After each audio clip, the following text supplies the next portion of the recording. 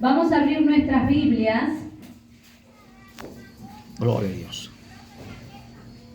Gracias, Jesús. Libro de San Juan.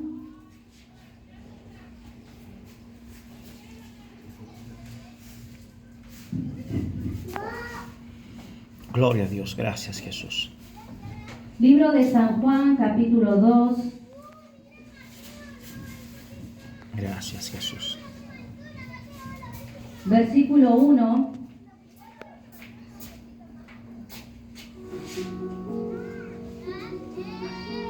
San Juan capítulo 2, versículo 1. Si lo tiene, dígame.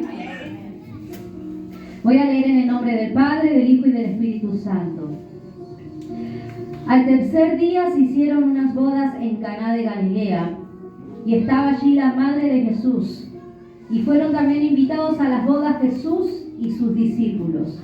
Y faltando el vino, la madre de Jesús le dijo: ¿no tienen vino? Jesús le dijo: ¿qué tienes conmigo, mujer? Aún no ha venido mi hora. Su madre dijo a los que servían: haced todo lo que os dijere. Y estaba allí 6 tinajas de piedra para agua, conforme al rito de la purificación de los judíos, en cada una de las cuales cabían 2 o 3 cántaros. Jesús le dijo: llenad estas tinajas de agua, y las llenaron hasta arriba. Entonces le dijo: sacad ahora y llevadlo al maestresala, y se lo llevaron. Y cuando el maestresala probó el agua hecha vino, sin saber él de dónde era, aunque lo sabían los sirvientes que habían sacado el agua, llamó al esposo y le dijo: todo hombre sirve primero el buen vino, y cuando ya han bebido mucho, entonces el inferior, mas tú has reservado el buen vino hasta ahora. Este es el principio de señales que hizo Jesús en Caná de Galilea, y manifestó su gloria, y sus discípulos creyeron en él. Después de esto descendieron a Capernaum, él, su madre y sus hermanos y sus discípulos, y estuvieron allí no muchos días. Es palabra de Dios. Pueden tomar su asiento. Gracias, Jesús. Estaba sentada en aquel lugar, ahí en mi asiento, y decía: Señor, yo necesito que tú nos hables en esta mañana. Y tenía otra palabra diferente a esta para esta mañana, pero Dios me llevaba a esta palabra, porque es una realidad. Dice la palabra que estamos tratando con el primer milagro de Jesús. Este es el primer milagro que Jesús hizo en la tierra: convertir el agua en vino. Amén. Y esto es lo que me llama la atención. Dice que ya fueron invitados. Nadie sabía quién era Jesús en ese entonces. Si ustedes se percatan de la palabra, dice que fueron invitados a una boda como si fuera algo normal, como si a usted le invitaran a una boda, a un cumpleaños, sin saber que usted es pastor o es siervo o es sierva, y lo invitan igual a un cumpleaños. Así era. Lo invitaron a Jesús sin saber que era el Hijo de Dios. Y dice que fueron a las fiestas, y fueron sus hermanos, fueron los discípulos, fueron la madre de Jesús. Y dice la palabra que ahí es como el cumpleaños. En un cumpleaños, si no hay torta, no es cumpleaños. Y lo mismo pasó en la boda. Dice que faltó el vino. Entonces dice la palabra que la madre estaba preocupada: falta el vino. Le fue a decir a Jesús: Jesús, falta el vino. ¿Por qué le dijo? Porque Jesús sabía que podía ser un milagro. Pero Jesús le dijo en respuesta: ¿qué quieres que haga, mujer? Todavía no es mi hora.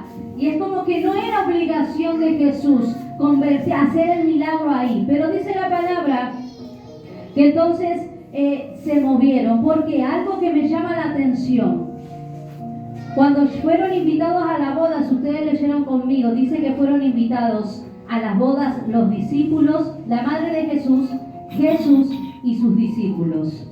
Jesús estaba en segundo lugar. Siempre que Jesús esté en segundo lugar, a ti te va a faltar cosas. Siempre que pongas a Dios en segundo lugar, a ti te va a faltar cosas. Porque es necesario que pongamos primero a Dios ante todas las cosas. En esta boda faltó Dios, faltó que estuviera el milagro, porque Jesús estuvo en segundo lugar. Y nosotros muchas veces empieza a escasearse cosas en nuestra vida y no sabemos por qué. ¿Y por qué empieza a escasearse esto en mi vida? ¿Y por qué empieza a faltar cosas? ¿Será que estás poniendo en primer lugar como se debe a Dios? ¿Estás diezmando? ¿Estás ofrendando? ¿Estás sirviendo al Señor? ¿Estás entregando tu vida a Dios? Están empezando a faltar cosas, porque primero tiene que estar Dios en tu vida. Cuando Dios está en primer lugar y honras a Dios,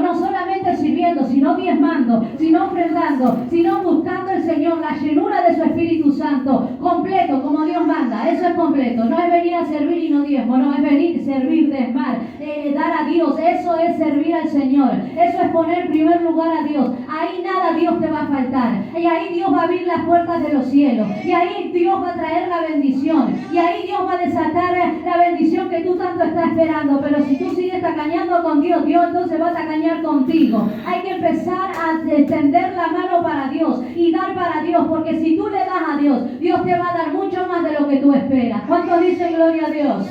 Y a su nombre. Siempre que Dios esté en segundo lugar va a empezar a faltar cosas, iglesia, y tú tienes que grabarte esto en tu mente. Va a empezar a faltar cosas. Dice aquí la palabra que ¿qué hizo Jesús? Jesús dijo, bueno, vamos a ver si realmente quieren un milagro. Dice la palabra que ellos querían un milagro, querían el vino. ¿Sabes que yo sé que muchas veces hay cosas que tú le estás pidiendo al Señor? ¿Y qué es lo que le estás pidiendo al Señor que todavía no trajo a tu vida? ¿Sabe que Dios nos habla en su palabra? Es como el hombre que fue a tirar la red y que estuvo toda la noche intentando y nunca logró nada. Y que en el nombre de Jesús, cuando Él dijo, en el nombre yo creo que voy a recibir mi milagro, Él tiró la red y dice que se llenó de peces. ¿Qué quiero decirte? Dice la palabra que Jesús los puso a trabajar. ¿Quieren el milagro? Bueno, así de magia no va a ser el milagro. ¿Cuántos quieren ser sanos pero no buscan la sanidad en su vida? ¿Cuántos quieren ser prosperados pero no le dan a Dios lo que le están robando? Porque sabe que no dar a Dios es robar a Dios. Mira, hermanos, yo no tenía pensado hablar esto. El siervo y la sierva que no diezma es un siervo y una sierva incompleta y jamás va a crecer en el ministerio. Si tú quieres prosperidad, vas a tener que empezar a dar a Dios y dejar de robarle a Dios lo que es de Él. ¿Sabe qué meditaba aquí? En su palabra, Jesús dijo, vamos a ver si quieren milagro.